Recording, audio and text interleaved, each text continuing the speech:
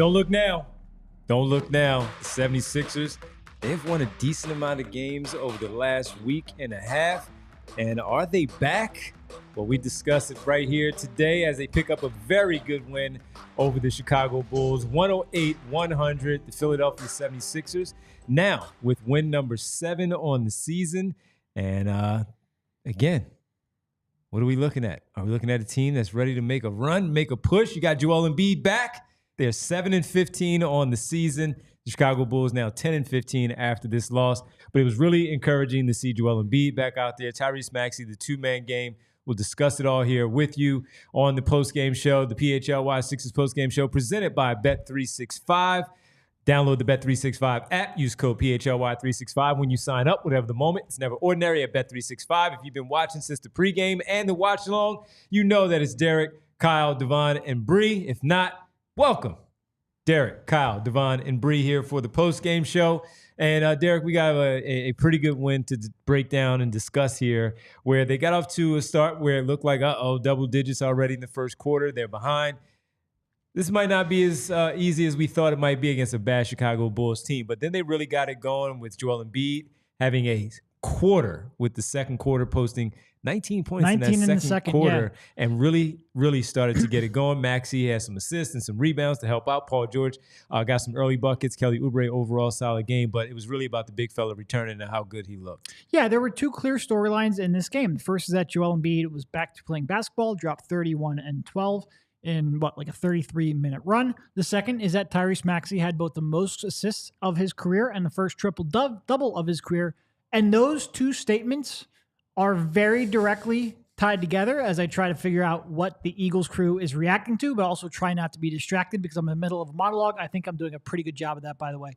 But those two statements, that Joel Embiid was back and playing good basketball, and that Tyrese Maxey had the most assists of his career, are very directly tied together. Yes. We mentioned it during the pregame show, where it would just be nice to have a go-to set for Tyrese Maxey to go to try to help get him back on track. And in that second quarter, they spammed that Embiid, Maxey pick and roll and dribble handoff and that pocket pass to Embiid after he got going with some interior shots. That jumper came along. Tyrese Maxey was able to get him in those spots and make those passes, something he perfected last year. And it looked like Sixers basketball for the first time legitimately all season. Then they took what Tyrese Maxey did in terms of being a setup man in the first half. They came out and they were very clearly trying to get him to hunt shots to start that third quarter. Mm-hmm. Again, running a lot of that two-man action with Embiid, but with Embiid using his screen setting and his gravity to try to get Maxey some space. And Maxey had a bit of an up and down night scoring the ball, especially with that outside shot, which is still not 100% back, but he got good looks. He was able to then leverage that and get into the paint and create some shots. Overall, it is, like I said, the first glimpse of, I think, what Daryl Morey and his team envisioned when they put this together. It was only one game. It was only against the Chicago Bulls, who are pretty dreadful defensively, but it was great to see. Yeah. And so when we were doing our watch along, and I see some of you who are back with us after spending your literal entire day with us. 2.5 hours with us. Jeannie has been with us since pregame. And Jeannie, by the way, I'm pretty sure said 8 or 9 point win in her pregame prediction. She was right on the money. Hope you made some money on Bet365 with that potentially. But the biggest thing for me was Joel Embiid looking like Joel Embiid, especially after that first quarter where not only was he missing shots, like it's one thing to miss shots, right? And he missed some of his bread and butter mid-range jumpers that it happens. But I was worried on the watch along about where he was getting the ball, right? There were a lot of, he's getting it face sideways out at the 3-point line and running handoffs there or running offense from that spot and looking completely out of sorts. And after they got him a couple of those deliberate touches by the basket, got some feel for the game, couple go in, he makes a M1 on his own offensive rebound, hits a free throw. That's when we hit the stretch of the game that Derek is referring to, where he took off and him and Maxey took off together, where it was almost nothing except hammering that two-man game, that pick and roll in the middle of the floor, the Joel Embiid elbow jumper, and he was stuck on automatic for basically the entire second quarter. And you could see it put some lift into his spirits, into the team's spirits. And I think the to me, one of the biggest takeaways from that game is less about the offensive success, is less about Joel looking really good and scoring a lot of points on offense. It's him moving well at the end of the game and not being necessarily the focal point of the offense down the stretch. Tyrese Maxey, because of how they were playing that action at the end of the game, ends up being more the dominant scorer down the stretch. But Joel was setting purposeful screens. Joel is running to go meet Maxey's man and break him off so he could get some space to drive into and get to the basket and get some open jumpers. And it's a reminder of what we saw for so much of last season, let's say roughly half of last year and in the playoffs, that these two guys at any given moment can control the game with just one of them seizing the game. And it's not your turn, my turn. They're not operating on opposite sides of the floor. It's in tandem, right? Like all those pocket passes are just right in the Joel shooting pocket, rise up, shoot. The Maxey drives, he's coming right off of that Joel Embiid screen, getting downhill, or in some cases, rejecting the screen, getting downhill, scoring. And so the chemistry between those two is still off the charts good. The talent that those two have is obviously very significant. And this is what we were talking about leading into that Memphis game where we got the 6 minutes or whatever of the three of them on the floor, that you need to hammer that play. You need to hammer the actions that work for those guys, because this is survival time. This is the period of the season that will make or break you having a chance to push up the standings, having a chance to get to a favorable playoff seed. If you can't start winning games now, then what you do in, January, February, March is not going to matter that much. And so biggest long-term takeaway is that Joel Embiid is still capable of having that type of performance, of getting into that zone. And it's like nothing that Chicago threw at him really mattered because he's just shooting over the top. So that was a big deal. But also just looking like a real basketball team, a team that can compete on both ends, that has actions they can flow out of, that, role players are playing like role players. Kelly Oubre continuing this run where he's not forcing up shots. He's not trying to hijack the offense.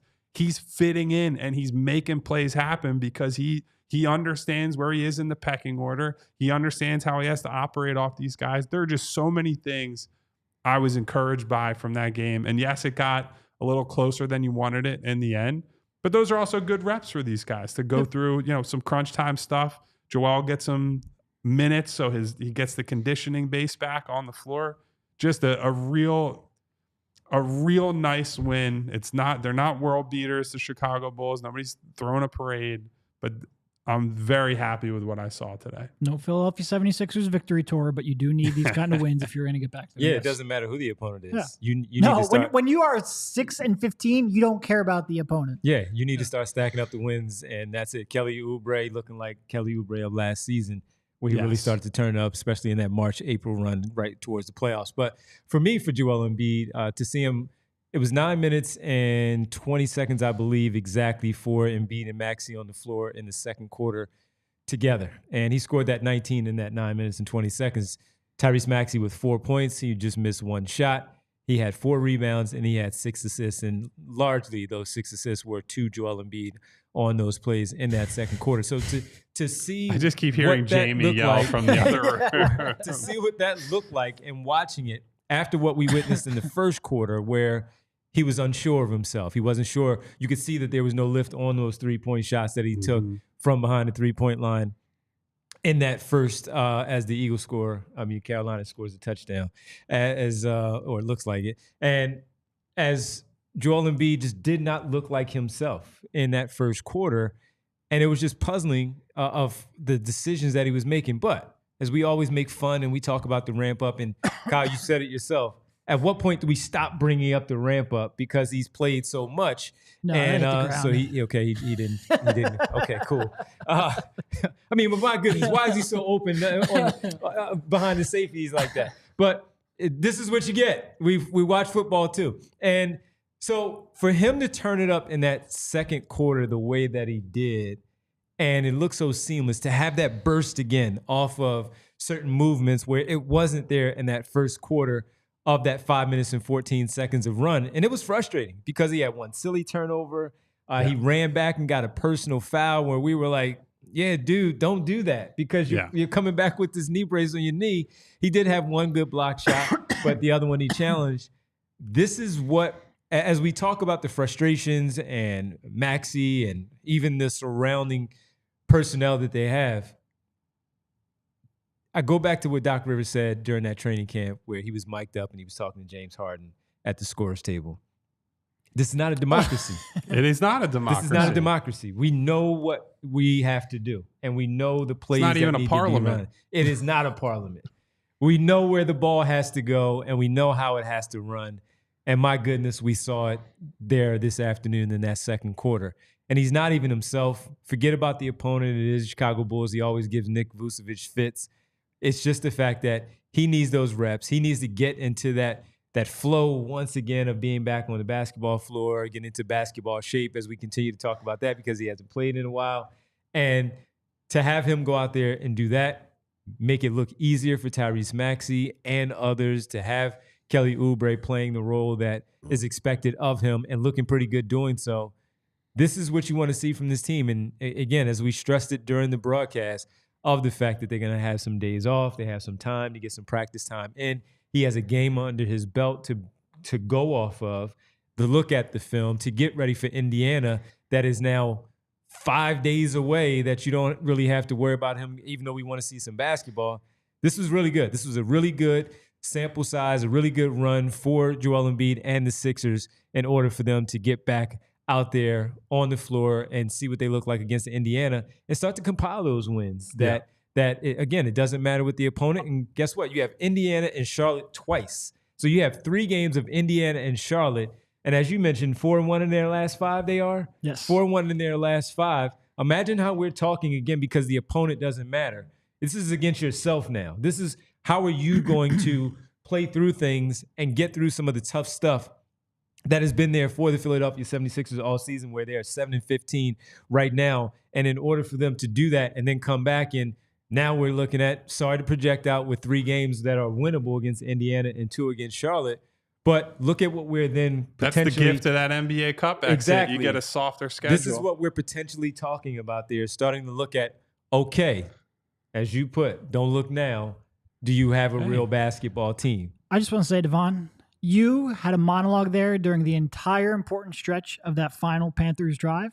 So you allowed Kyle and I to not completely watch the game, but at least glance down. Not all Especially heroes. because the delays are just, I don't know what's going on. Not all heroes wear capes, but I appreciate that monologue. And by the way, taking a delay of game penalty on 4th and 4 with the game on the line, absolutely They wild. accepted it? No, it became 4th and 9. Oh, okay. It's just a ball. wild mistake. Oh, okay. Anyway. All right. Yeah.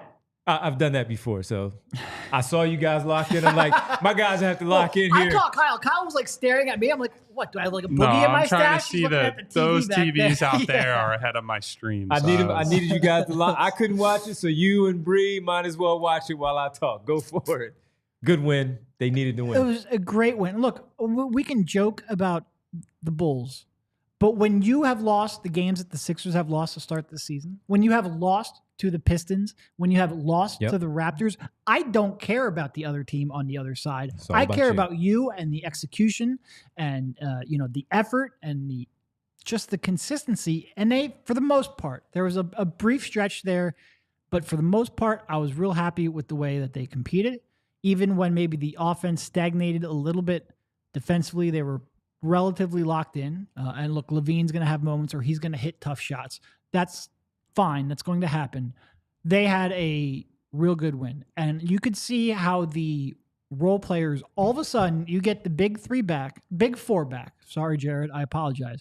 You get everyone back in the lineup. Who doesn't feel like it's a big 4? The guy who makes the decisions about the lineups. Kyle Lowry's the big 4.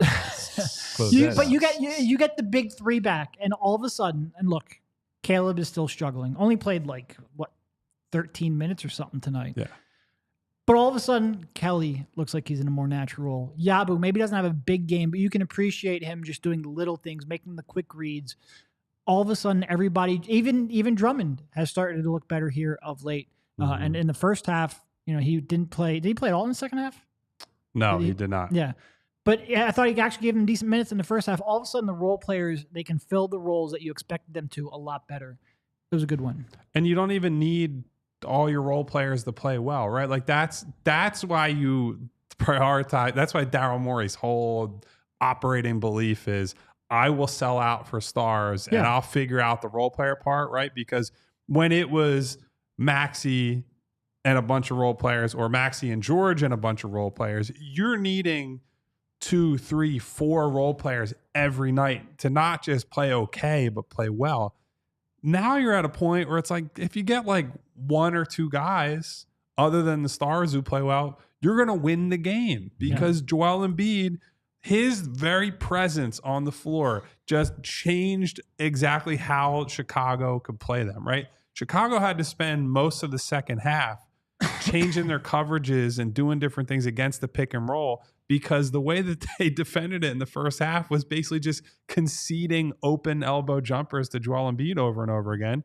And then when a team has to adjust to you, you've basically already won, right? And that's what allows someone like Maxey to come out, and credit to the coaching staff and to Joel, and for certainly Tyrese for responding to it, looking at how they're overplaying it, and they're saying, okay, well then we're going to get Tyrese going. We're going to create those open threes for him out of some DHOs, and he's going to reject screens. And like that, the assist number is great today, right, for Tyrese, and I'm not taking away from him there. But to me, the thing that's more important as a lead guard and as a point guard is that stretch at the end of the game where he's looking at how they're defending that action and saying, I'm going away from it and I'm making you come to me. I'm not going to dribble into what you're expecting.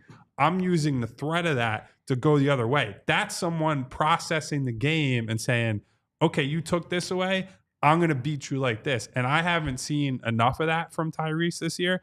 And I was super encouraged to see that from him. And now that might have been, somebody could have been in his ear as well, but he's the guy who's got to go out there and execute it, right? He's got to see the chess pieces on the board and as they're moving around the floor. And so that's one of the symptoms, or it's one of the domino effects of getting Joel back out there, is teams have to react to him. Teams have to send doubles and reconsider where their pickup points are and when you're going to stunt, how often you're going to do so.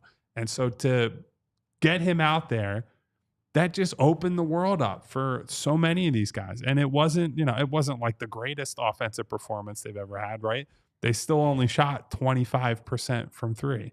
And that remains a big problem for this group going forward. But when you consider that 12 of those attempts were from Maxey, Paul George went 0 for 5, Joel Embiid went 0 for 5, you would say on like an average shooting game for the guys who are their big money players, that could have easily turned into a pretty dominant win with better shooting. I'll just add, when you talk about Maxey and the assist number with the 14 overall, I mean, look at who he was, with all due respect to KJ Martin, Andre Drummond, Yabusele in the middle of that floor when they were trying to run that same action over the last couple of weeks without Joel Embiid there. They've made some, but for the most part, they missed some and fumbled some and did not get a good look.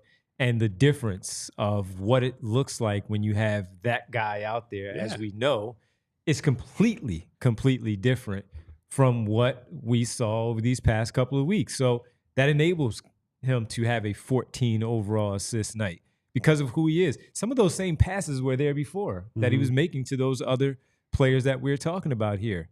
They just missed them or turned the ball over. In this case, he didn't. And that's why the number is so high, and that's what makes it look so much better when you watch it. Not just the stat line, but watching it, how he was coming off of those screens. And then okay, cool. Joel's got it going now. You guys have to defend that differently. Now I can keep that dribble, 1-2 more dribbles, get to the basket, get that shot off there at the rim for that layup opportunity, and get some points there on the board for himself, which we talked about him over these last 2 games, specifically this week, of how he hasn't looked right, got him back on track too. So we'll talk about Tyrese Maxey on the other side and what he looked like, not just on the assist side, but he finished with 25 points, which was second on the team in scoring. He had a pretty good afternoon, not from behind the 3-point line, but with everything else. But those are some pretty good looks overall will they now start to fall? We'll come back. We'll talk about Tyrese Maxey a little bit more, a few of the other players, as well as the Sixers pick up win number 7 behind a 108-100 victory over the Chicago Bulls. Discussing right here on the PHLY Sixers postgame show presented by Bet365. And just as things were closing out for Philadelphia and the football team with the victory over Carolina, the television, the feed switched over to New York and New Orleans, and New Orleans quarterback, he got hurt. Well, you know, I'm going to send some messages there to New Orleans, to my people up there. Got to go to Rothman. Bad shoulder, Derek Carr. You got to go to Rothman, my friend. Your season's almost over, but you can still go to Rothman and fix that shoulder. And right now, joints aching for him, maybe a little cramping there on that shoulder. And you need to go to Rothman. At Rothman Orthopedics, their physicians are not only specialized in orthopedics and clinical research, but they are fellowship trained to treat specific areas of the body. And since 1970, physicians have remained committed to research, innovation, minimally invasive procedures to get you back to what you specialize in. They are Rothman Orthopedics, and they specialize in you. Rothman, 200-plus fellowship-trained physicians, subspecialize in specific areas of the body and a multitude of orthopedic services, including that shoulder that I saw the New Orleans quarterback bang up a little bit. Both he and Caleb Martin can go so they can get that corrected. And for more than 50 years, Rothman has participated in thousands of groundbreaking research and clinical trials with the goal of advancing knowledge, developing treatments, and improving outcomes for the benefit of their patients. Rothman Orthopedics, they specialize in orthopedics and you and me.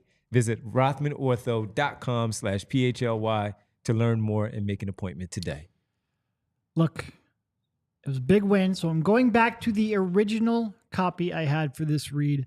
While the Sixers are hunting down a ring, you can do at Gold. We're feeling confident here today. You can too at Golden Nugget Jewelers. Golden Nugget Jewelers is located at Chestnut and 8th in downtown Philly, and they are a family-owned and operated business since 1987. If you're getting engaged, Golden Nugget Jewelers has a wide assortment of rings and wedding bands to fit anyone's style. On top of that, you receive a final cleaning and written appraisal with every engagement ring purchase. But Golden Nugget is not just wedding jewelry. You can find watches, diamond necklaces, diamond bracelets, earrings, and more. You deserve an expert and the best price. I just have gold necklace, but Golden Nugget Jewelers, where Philly gets engaged. Head over to goldennuggetjewelers.com to learn more. Devon and I both got the gold necklaces on today. But it sounds like we need the diamond necklaces from Golden Nuggets. Golden Nugget, if you got a diamond necklace you want to hook me up with we will wear stuff low, on air. Yes. For the free 99. I'll never forget. What's the movie? 40-Year-Old Virgin. Classic. Well, I can't remember the name of the actor who comes in that he. Wait, maybe it's Kevin Hart or what? Is it in the store? Him and Romney. Where he comes up and I'm gonna need that for the price of on the house. That was Kevin Hart and Romney with the classic interaction for about 2 minutes. 2 minutes, and that was a great one. I'm gonna need that for the price of on the house. That always kills me. With the straight face too. And when you know what, Golden Nugget, we can also use our winnings from from Bet365. I was say Rothman. Welcome back. I didn't know they got into sports. PHLY Sixers postgame show presented by Bet365. We can use our winnings from winning during the game from Bet365 of Joel Embiid over 33.5 points, rebounds, and assists, and then the other side was Zach LaVine over 21.5 points for the Chicago Bulls. Again, if you with this slate of football that's still going on for the 4 o'clock games, or Sunday night, Monday night, go for it at Bet365. All right, Tyrese Maxey. We didn't use him as any prop bet there, but he might make me now again because of the performance that he had today on Friday against the Indiana Pacers. They also, again, like to get up and down the floor. Maxey thrives in that type of environment as well, but for today's game, the floor general that he was, the scorer in the fourth quarter, rebounding the ball as well. We saw a couple of good defensive plays. He was engaged this afternoon. And while we did, like we have over the last couple of games, while we pointed out, Kyle, some things in the early part of the game and a 2-minute stretch there in the fourth, he had some issues there. But for the most part, he was Tyrese Maxey again. Yeah, so I brought up that I didn't really care about the assist number. here's what I do care about, and that I do think is reflected in that assist number. When his big man was cooking, he made it his job and his responsibility to get him the damn ball. And like, you can talk about a lot of other things that go into being a point guard, like the mechanical passing skill, the vision, all that stuff. One of the things that has been a symptom of the job of point guard has changed, right? So you don't get a lot of these guys who come to the league and are like the game manager, like old school Stockton kid, even like Chris Paul is one of the last of those types of guys in the league, is that the hot hand doesn't get fed to the degree that it should. Well, Tyrese Maxey made sure that the hot hand was fed in this game. He saw, and he knows him and Joel are tight. He knows Joel's been out. He saw Joel go through that tough quarter. And so as Joel starts to get rolling, Maxey looked for him over and over and over and over again. And that's important, not just from a short term, this is helping us get results perspective.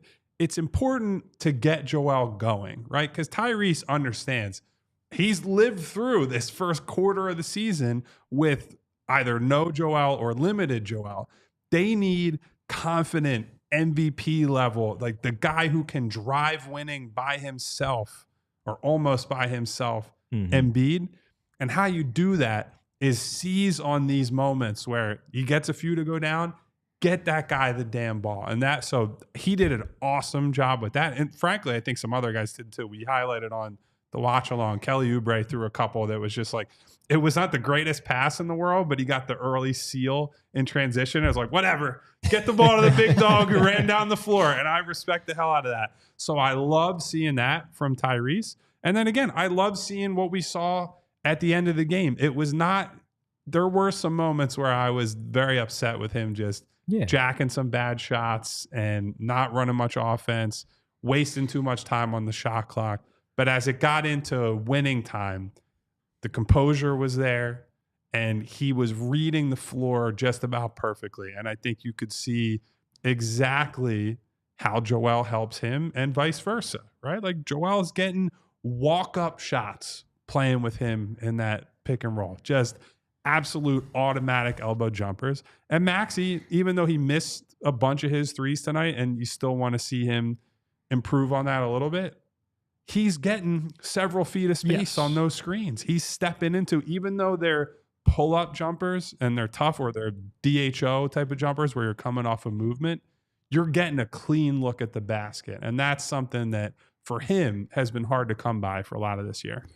I feel like it was just yesterday when we were watching the Knicks series and we're sitting there going like, man, all right, look, they don't have the horses. They don't have the, depth. Like clearly New York's depth outshines them. But this two-man chemistry with Maxey and Embiid is just something, it's so foundational and something that is very easy to build on because they play so perfectly off of each other's strengths. And they went out there and think of who they added. All right, Paul George, maybe some people have questions on whether or not he's going to be max contract value, but he's clearly better than anything else they had on the floor last year. They added Gershon Yabusele. Jared McCain has established himself. Caleb Martin, if he can ever fix his 85 ailments, theoretically will be a productive basketball player for them. They've added so many pieces around them, but that two-man game has just not been there. It literally has not been on the floor. And we just saw, that what we saw in that Knicks series of how well those two can play off of each other, still true when they're on the basketball floor together, and then B, how easy it is for everyone else to play off of that. And yeah, just watching Tyrese go back and run that play and run it and get you all the ball and make that pocket pass that he perfected with Drew Hanlon and Embiid over the summer 2 years ago, it's still there. And as long as, look, all eyes now turn to, is Joel limited in practice here over the next 4 days that they have off? Is he going to be able to play when they play their next game in 5 days, which feels crazy to say. But it's just so easy to buy into the blueprint of this team if those two are on the floor. And obviously that is a massive, massive if. But today did serve as a very clear reminder of that. It really did. And I just now can't help but think about some of the things as you bring up New York and how well they work together. And as we talk about the mid-range game a lot, where that's not there, they now the decision by the defense once again have to make a decision of how to defend that two-man game in the middle of the floor when those two, or even on the side pick and roll that they have off of a dribble handoff, where you can see Tyrese Maxey with a pull-up jumper, or the runners that we talk about that we see left foot release for Tyrese Maxey, get into that runner, that floater where it drops in because it's so easy for him, or the explosion to the basket because they're trying to scramble of communication. Where do I go? Do I get Tyrese or do I go with Joel as a defense? And if he is back consistently here and Tyrese Maxey is playing alongside of Joel Embiid, this is going to be pretty much like we expect when we saw it from the postseason against the New York Knicks. And then again, what we all projected it out to be, even with Paul George as that third running mate for this basketball team. So really good to see that. And again, this was, the guys took and looked it up, this was his first career triple-double for Tyrese Maxey of 25 points, 14 assists, 11 rebounds. And I'll give him credit this here too, because he did handle the ball a lot.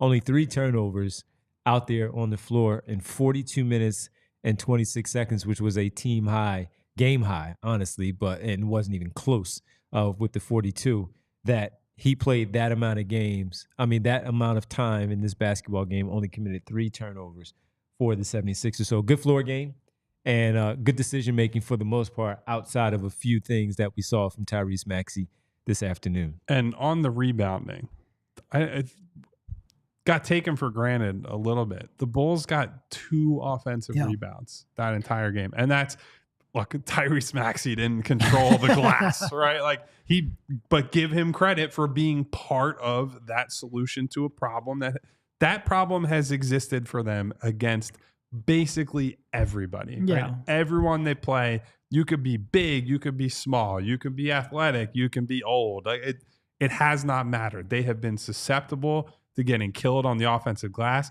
Andre Drummond played under 7 minutes in this game. Joel Embiid came back from injury, and we know that normally in the return game, he's moving slow and he's not rebounding well.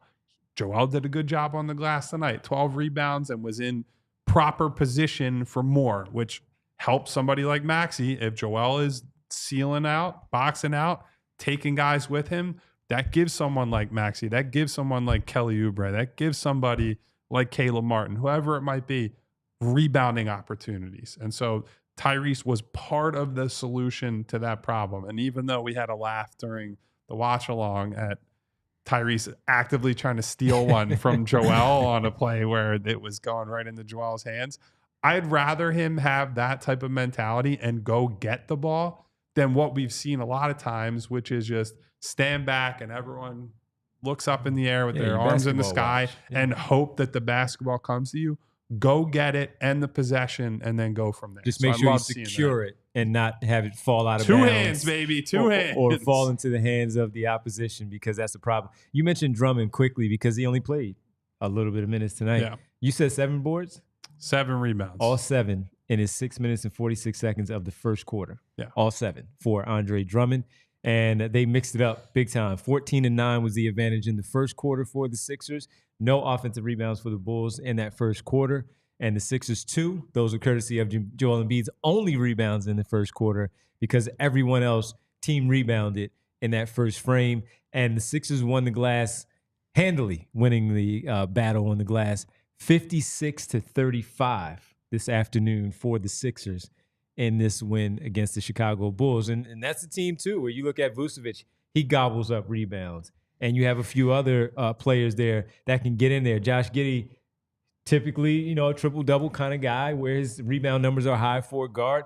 He gets in there as well. And then you have Jalen Smith off the bench. Buzelis has been has decent size as a wing that comes in and helps rebounds. That's a pretty good discrepancy in favor of the 76ers to have a double-digit rebounding advantage where we've seen them get destroyed so many times. So as we talked about Embiid, he can't jump, couldn't get up there and snatch that rebound. Once he started making those shots, he was getting up there for those rebounds there. There was no, he can't jump over a piece of paper here. None of that stuff. He was engaged, and he got up there, and he snatched some rebounds, and he didn't leave much out. So good to see him with double-digit rebounds overall. 9 defensive, 3 on the offensive end. Good stuff from Joel Embiid. All right, when we come back, we'll talk about a few others. Where does Paul George? I have a guy I want to spotlight for offensive rebounds when we come back. Oh, well, there's that. There's your tease. And as we do that, we'll let you know that the Sixers won 100-108 over the Bulls. Win number 7 on the campaign. They have a few days off until their next game against the Indiana Pacers on Friday. So a nice opportunity to practice, a little rest, and get guys ready for that one. We'll tell you about what Kyle is teasing about some offensive rebounds. We'll tell you about our player of the game and how things look for the Sixers going forward. We discuss it right here on the PHLY Sixers postgame show presented by Bet365. First up, we want to tell you about C-Jam Construction. They're a family-owned home remodeler specializing in decks, bathrooms, and flooring. Their goal is to help their clients alleviate the challenges and frustrations that come with home remodeling. There's a giveaway coming up benefiting the Children's Hospital of Pennsylvania running through December 20th. There is an online raffle for a chance to win a Yeti cooler and a Kelly Green Saquon Barkley jersey. All proceeds from the raffle will go towards the Chop Online Toy Drive. Raffle tickets are $10 a piece. There is no limit to the amount a person can donate in one shot. The winner will be announced on December 21st. People can enter by going to cjamconstruction.com/toy drive. Be sure to mention that PHLY listeners will receive 15% off when you call 856-329-2933 about your next home project. See their full selection and learn more about the products and warranties on their website, cjamconstruction.com. You know what you need when you're having some tough construction done? You're putting in a strenuous day of work. You need Skims, baby. Oh. You need underwear that's going to take you all day, but you're not going to think about it. It's comfortable. It's giving you support, but it's also not really noticed at all, right? Like when we're sitting at this desk for 5 consecutive hours talking about the Sixers, I don't want to be thinking about what's on under my jeans or my sweatpants or whatever. My shorts, as Darkness likes to say in here, my pants that are actually just my pale legs in the summertime, right? You don't want to be thinking about what's under there. And I don't have to with Skims. Skims sent us along a couple different pairs of things that they've hooked us up with. The ones that I've been leaning toward are the Stretch 5-inch boxer brief. There are no compromises that you have to make when you're wearing your Skims Stretch 5-inch boxer briefs. They not only look good, and you have to take my wife's word on that one, but she probably is a little biased in that department. They feel good, and they can get you. You can wear them to the gym. You wear them to work. You can wear them anywhere. You can wear that underwear anywhere, guys. Skims has been a companion for us in recent months, yes, and they have never let us down yet. So shop Skims Men's at skims.com. Let them know we sent you after you place your order. Select podcast in the survey. Select our show in the drop-down menu that follows. If you're looking for the perfect gifts for the whole family, Skims just launched their biggest holiday shop ever. Available at skims.com. What did I say? They run 10 in a row? Run off 10 in a row? Then what? I showed the Skims. Oh boy, on the show. I'll take a sick day on that one. But I only said the waistband. Okay. That's all right. Just so you can know that they're Skims. Maybe like a half day then. During the commercial break, I'll do the Skims read. Welcome back to the PHLY Sixers postgame show presented by Bet365. We had a good afternoon with Bet365. We've been on a pretty decent run here, so make sure you check in for our pregame picks That would be next Friday against the Indiana Pacers. They give you a lot of opportunities to rebound the ball because they get off so many shots. But you wanted to talk about somebody with the offensive rebounding from today's game. Kelly Oubre. That second half was golf clap, Kelly. That was the epitome of what I want to see from Kelly Oubre. Low usage offensive game, but hit a timely 3 at one point. In fact, he hit a timely 3 before going down the other end, forcing a turnover on defense. I think he had all 3 of his offensive rebounds came in the second half on plays where he just got in, whether it's along the baseline, timed it, just wrestled guys for basketballs. Yep.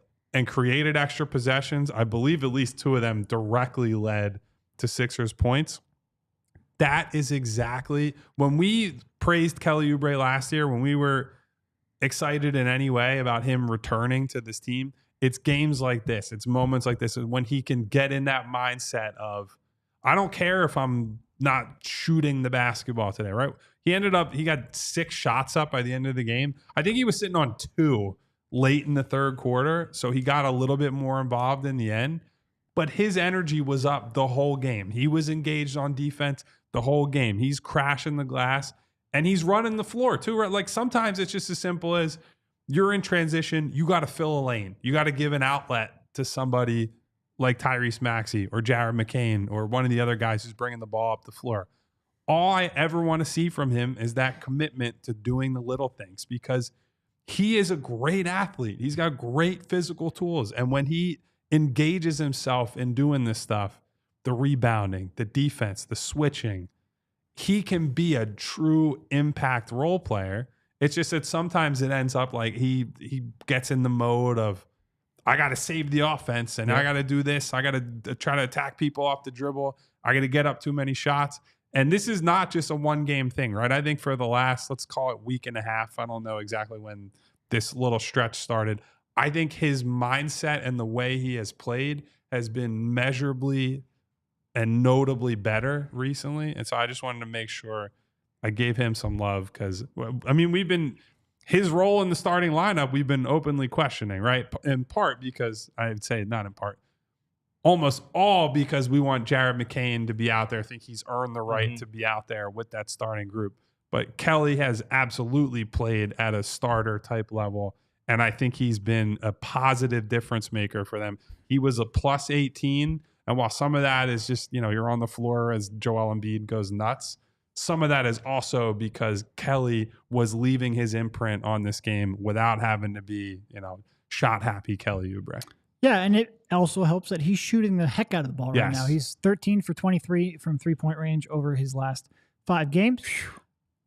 Wow. Helps when the ball goes in the basket. Mm-hmm. But I think the shots that he is taking are better. I think he's playing better, more within his role offensively. And defensively is really, like, when I am happy with Kelly and the game that he's playing, it usually comes down to what he's doing defensively, his buy-in there.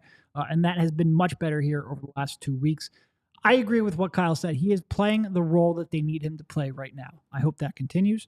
I still think, like with McCain, that skill set, I think, meshes very well with that starting 5. I'm interested to see it. We did see a change in the second half where McCain started for Yabu. We can play around with that a little bit. But if at the end of the day they have 6 valid starters, that is a high-class problem to have. And quite frankly, with the injury they have had throughout the year, I will not complain too much about that because it is, it's been a struggle with some of these lineups that Nick has had to throw out there.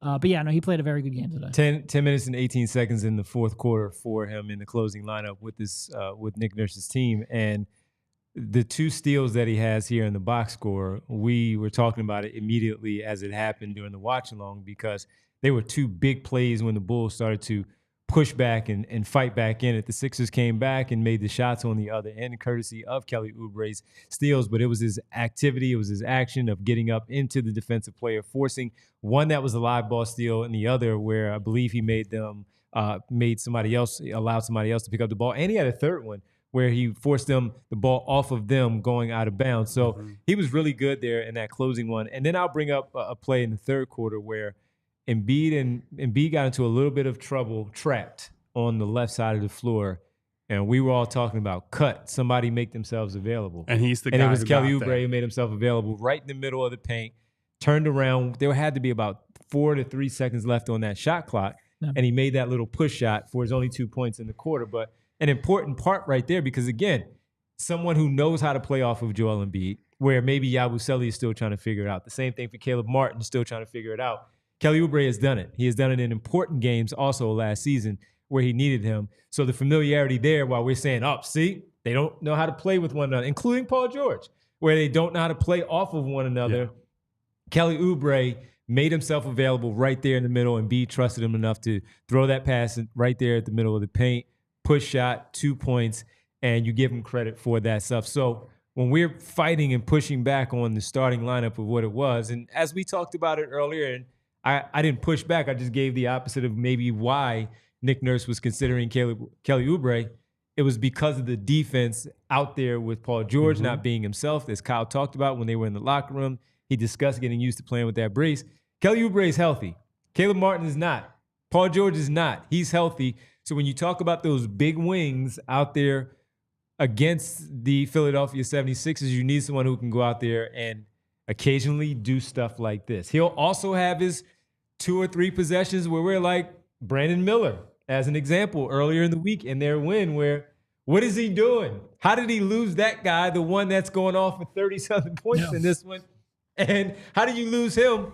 But then he has possessions like this or stretches like this in the fourth quarter where he continues to make these plays that turn out to be winning plays for the 76ers. And I'll add, as Kyle talked about, his rebounding total overall. We mentioned Tyrese Maxey getting 11 for his triple-double, Embiid getting his 12.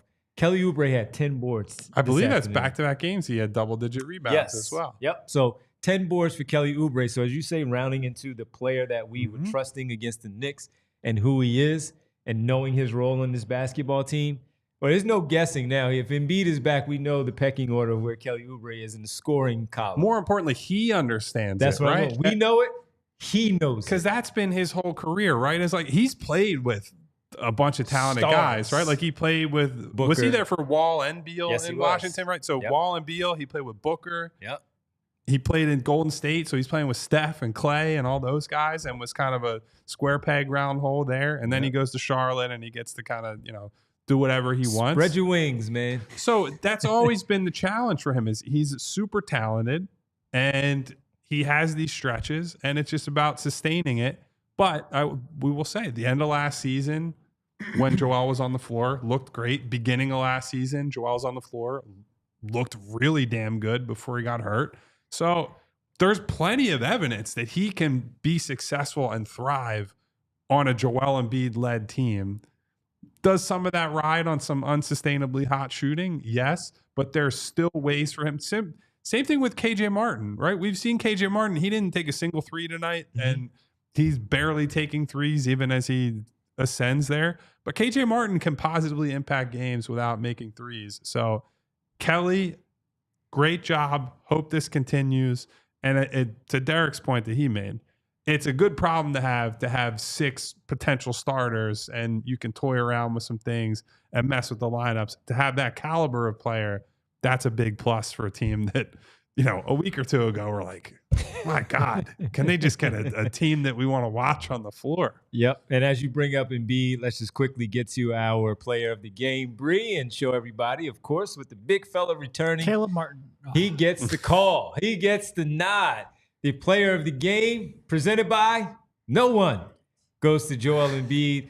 Points 31, free throws 5 for 6, 12 boards, 4 assists. And Derek, even with those free throws, we saw that he was back into I can get to the free throw line. Oh, he was grifting. I can get to the free throw line. So he only had 6. That might go up a little bit against the Indiana Pacers, but our player of the game, Joel Embiid, this afternoon with that stat line that he had right there of 31 points. Yeah, and look, you came out pregame and had a prediction of over 33.5. And when I first saw that, I thought it was just points. And I'm like, Devon, you're out of your mind. He always struggles on his first game back. He's not been played basketball in 2 weeks. He's barely played basketball this year. What are you thinking? And then I looked closer, and it was a 33.5 total points, rebounds, and assists. And it still, through one quarter, looked, oh, man, he's not getting anywhere near that. For him to be pushing 31 points and 12 rebounds on his first game back is something that very rarely happens throughout Joel Embiid's career. I expected that first quarter. Look, I expect him to get better from the first quarter because, quite frankly, he had almost nowhere to go but up. But I didn't see that second and third quarter for him to come out and dominate and completely change the game the way that he did. It's just not usually how Joel reacts to being back in the lineup.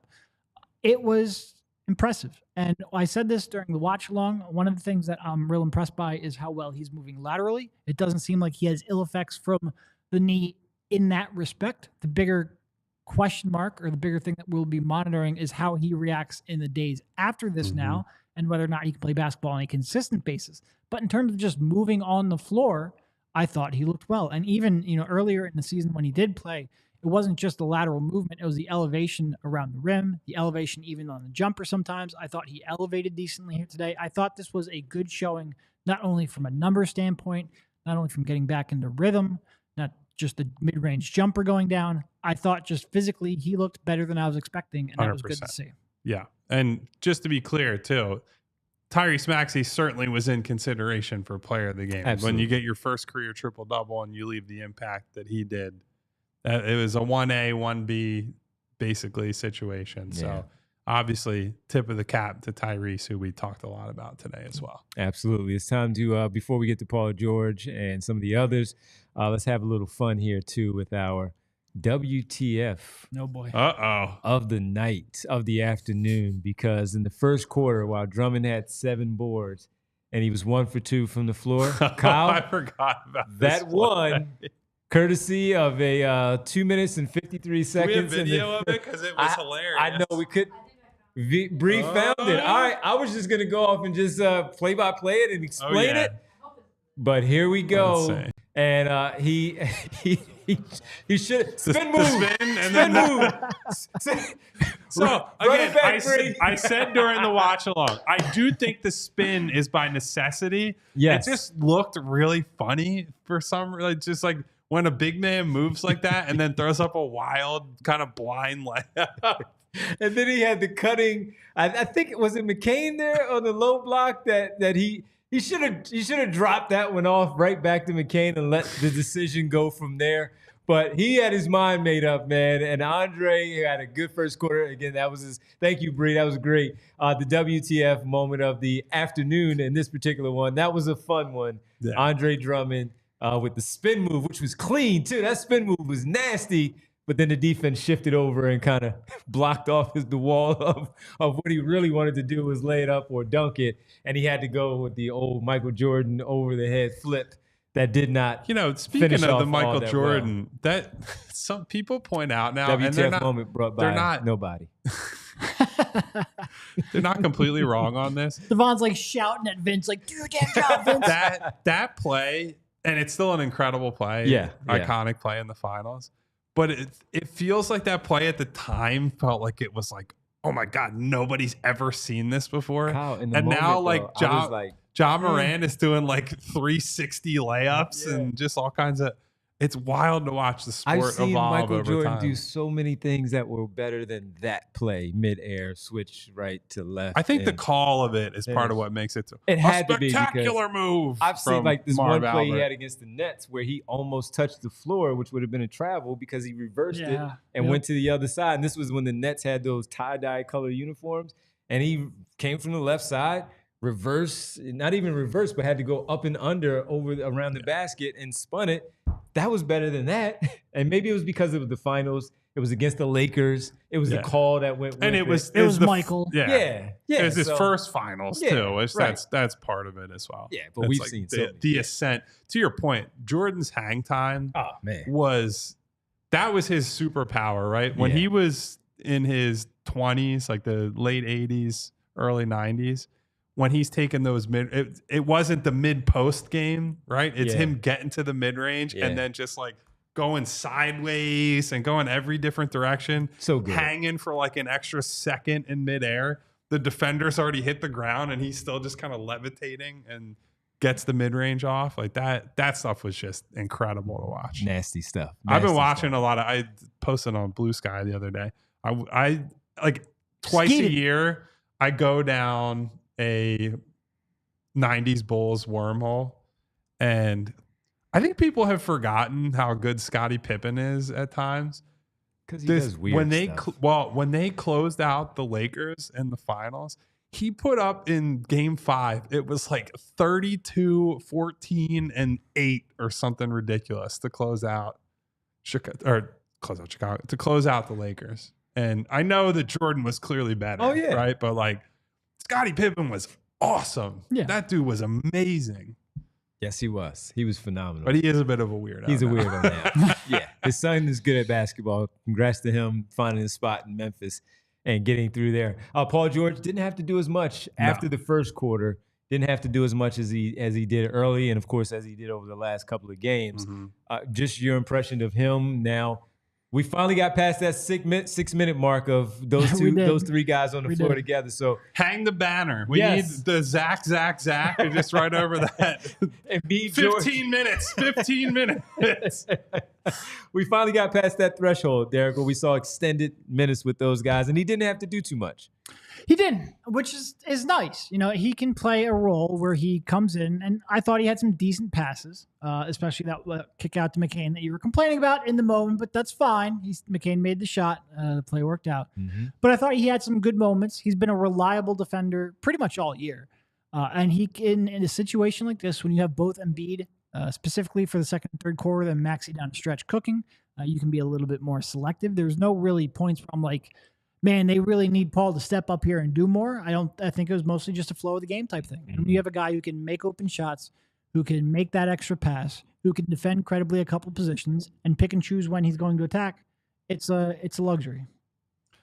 And I would say it was great to see him just, attack situationally. I do want to see them run some more Paul and Joel stuff. Today was the day to just first game back, run the bread and butter, Joel and Tyrese plays, but they need to find some pet plays for Joel and Paul. And hopefully the goal for me, if I'm Nick Nurse this week with this time off, is work on all that stuff during their practices. Because the other stuff is rubber stamped. Yes. The Embiid, Maxey stuff, that's done. That stuff's a walk in the park at this point. Now you need to start iterating on, all right, what do we do with Joel and Paul? Like, what are the actions that work with them? And we've seen them working after practices at times, right? But we need to see some of that stuff happen within a game. And I also want to give him credit too. He started off well where we were saying, oh, this team's got off to a slow start. It's the afternoon. It's 12-4. He was the one that we saw early looking like the player that we've seen these last few games. And then in the fourth quarter, when the Bulls closed the lead to, I believe, 89-84, he was the one that hit that big shot there after the steal from Kelly Oubre to extend that lead, to kind of hold things off a little bit. And that then enabled, after Ayo Dosunmu made that three-pointer to cut it to 4, Kelly Oubre made that three that you talked about a little bit earlier. And Paul George didn't have to do much else offensively, but that was a big shot at a big spot. Because if Ayo Dosunmu makes that three and Paul George does not make that basket before, a 4-point game is a 2-point game, and we don't know how they're going to respond to that. So just pointing out that the luxury of having 3 stars, and look, we make fun of 12 all the time, but right? He was in the chat today. I saw him in the chat earlier. All right, good to see you, 12. He had the day off, this afternoon off, unless he plays tonight. But not picking on him, but it's totally different when you have somebody who's a shot maker like that to go along with those two of who they are and able to take some of the pressure. So if they're not going early, he's going, and he has a stretch in the fourth quarter where, again, it's a little dicey. He gets going again, and then they close it out. We can't forget about what he did in between there, of how good he was, and the amount of basketballs that he tips away from these guys to take away from their action, their dribble combinations that they're in. The tip-aways are amazing of how he just knocks the ball loose. Sometimes, of course, they recover it themselves, the offensive player, but to disrupt their actions because of his ability to defensively tip basketballs away from it's just amazing to have that type of defender out there on the wing. Yeah. So good stuff from Paul George. And look, we have a lot of guys to talk about this week, because we have 4 shows at 3:00 this week: Monday, Tuesday, Wednesday, and Thursday. Friday, the Sixers back to back take on the Indiana Pacers in South Philly, like the New York Islanders in the 80s. Look at that. And we'll have the pregame show, of course, at 6:30 on Friday. Rich and myself with Bree, and all of you, Kyle and Derek from the arena. So this week, Monday through Thursday, 3 p.m. starts right here on the PHLY Sixers podcast. So make sure you hang out with us. Let's get to the super chats before we get to our world-famous roll call, which is from Ernest Peterson. I think Ern is talking about Joel here.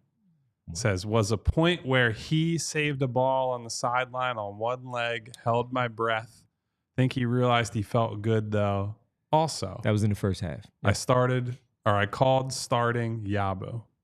Good call. And now so I wonder, it seems to me like Nurse might be leaning PG, Oubre, McCain, Maxey. Especially with Martin's struggles. So that's where they went in the second half. Yeah, Martin struggles. We'll see about where McCain fits in. We're going to have to talk about Caleb at some point. I think it's clear that he leans Kelly. Outside of that, I think the breed is he probably just doesn't know. Like, it seems like he's a little undecided on that last spot. Yeah. And he wanted to see what the Yabu minutes look like next to Joel. and Paul George in between those two guys. So great stuff, Ern. Really appreciate it. Yes, we saw that as well. That was in the first half. As we said, leave it alone. And then hit the elbow. Let it go. And that was in the I second hope it's a half. funny bone. Yeah. Yep. Bernard McCoy says, I guess Book is a KD merchant. Look at that. Phoenix is 1-10 without him. Now, all players talk to the PHNX folks about this dilemma. Around them, Embiid just happens to be an MVP. Well, KD has been an MVP, and Joel, same thing. Devin Booker's pretty darn good, and we've seen him play pretty well in the past without stars or superstars around him like Kevin Durant. Yeah, and look, I do think both of them suffer. Like, go to Maxey. There are 10 to 15 players who drive winning to a huge degree.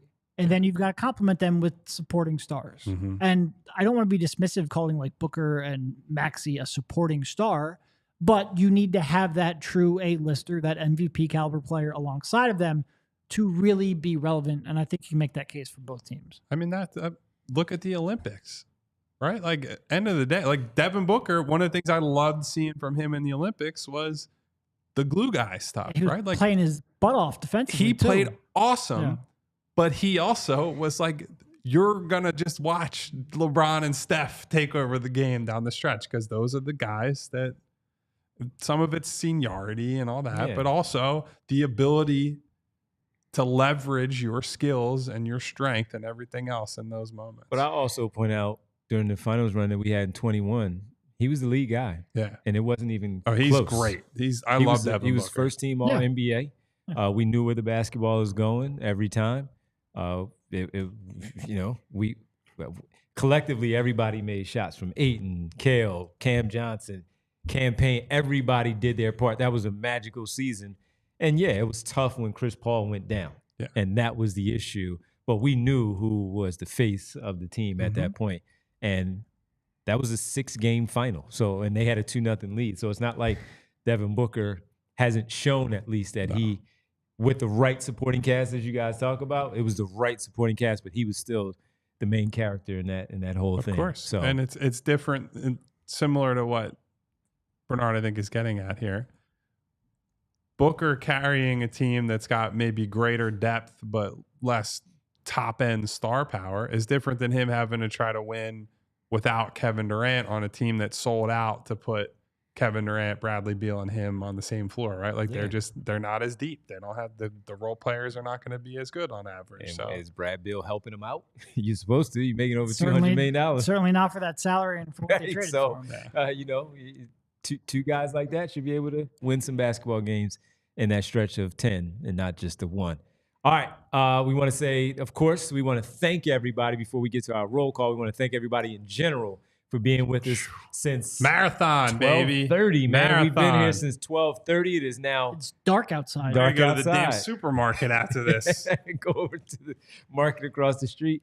And we want to thank everybody for, there you go, everybody for hanging out with us and really spending some time on a Sunday afternoon where we didn't know what was going to happen. And be good and be bad. Maxey good, Maxey bad. Get a win. You got 2 wins with the Birds and the 76ers. Our show this afternoon all day is presented by Coors Light earlier and Bet365. Bet365, download the app and use code PHLY365 when you sign up. Whatever the moment's never ordinary at Bet365. Must be 21 plus and physically located in Pennsylvania. If you or someone you know has a gambling problem and wants help, call or text 1-800-GAMBLER. All right. Now we say our thank yous to the people. World famous roll call. As I burp as we're about to start the roll call, got to get that out. There, purge the bad energy of the weekend. Got to do it. Thank you to all my wonderful people who have been here today. First, I'm going to shout out Jeannie, who I shouted out at the beginning of the show. But Jeannie, I saw you here with us pre-game, watch along, post-game, active in the chat. Also, good vibes. When it's always positive. They're going to win. They're going to do this. Love the positivity. And we love the Sixers getting wins. I'm going to give Jeannie like 1% of the credit for today's Sixers win. She gets 1%. The rest of you could learn something from that. Thank you also to Glenn A, to Martian Lynch, to Phi Chi. Yeah, I'm going to ignore him with his Drake trolling. How you a 40-year-old man and kick streams, buddy? Shout out to Money Mar. What up, Mar? To Brian Knight. My girl Winona. Hey, Nona. Tom Jackson, who says, thank you, PHLY people Tom, and community. Thank you, Tom. Thank you, Tom. He says, have a great week, everyone. We'll see you this week, You have Tom. a good week, Tom. We'll see you later. Jesse Bond is here. Derek Bodner. Who What the up, heck Bond? is that guy? T. Harris, not to be confused What up, 12? with 12. It's Ty Harris. He mentioned in He the said chat. it's His Ty name is Harris. Ty. Oh, damn, man. All right. Thank you for coming through. 13? Thank you for coming through, Ty. PHLY guy is here. Doug Craig What up, Dougie? in the building. DJ, a.k.a. Mr. Sandman, Lost Sleep Bring TV. me a dream. Mary Overfield said she had to leave to go to dinner, but said, thanks for a great afternoon. Best content on the World Wide Web. Mary, you didn't invite us over for dinner? Come on, Mary. I hope you're having something good. Mom's grandchildren in the building. Hey, Mom. You better love somebody. Love somebody. Love somebody. Sir love somebody. Schmooey. Does anybody love Sir Schmooey? The $1 million question. Huh, I'm sure someone SB does. Cole hanging out with us today. What up, SB? Randy Barnes. We have a lot of Randys in the community, I feel like. Yeah. There's another Randy that I'm forgetting. I'm actually running out of space here. Who were our super chatters today? Bernard. Ernest Peterson and Bernard McCoy. Thank you, fellas. What up, y'all? Thank you to Wawa Marvel. Thank you to our guy Al, the 2-minute What warning. up, Al? Thank you to I Gavini, who also left early. Thank you to everybody who's still here, who was here. If you're still here and you have not, hit the subscribe button, hit the bell icon so you get notifications each and every time we go live, and hit the thumbs up to help us in the algorithm, but also to say welcome back and thank you We missed you. to super producer Bree, who came back from her exodus She had to take and the had a week off. marathon day. Oh, yes.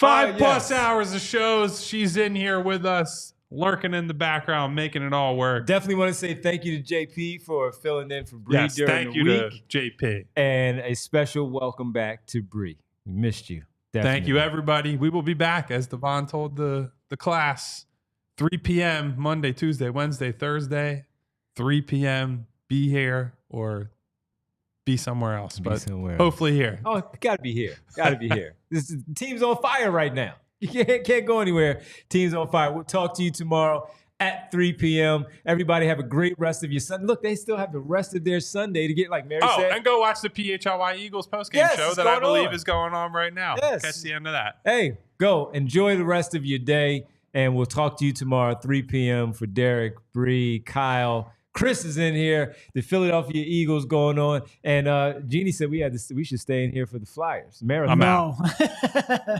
We're out. God bless Bill, Charlie, Kelly, all the whole gang. We're out. Brenna. And Bren. Yeah, we're out. Hey, we'll see That's you all guys. you guys. We'll see I'm you guys out. tomorrow. We're out of here. We'll see you tomorrow at 3 o'clock. Have a good one. We all silly like the mayor.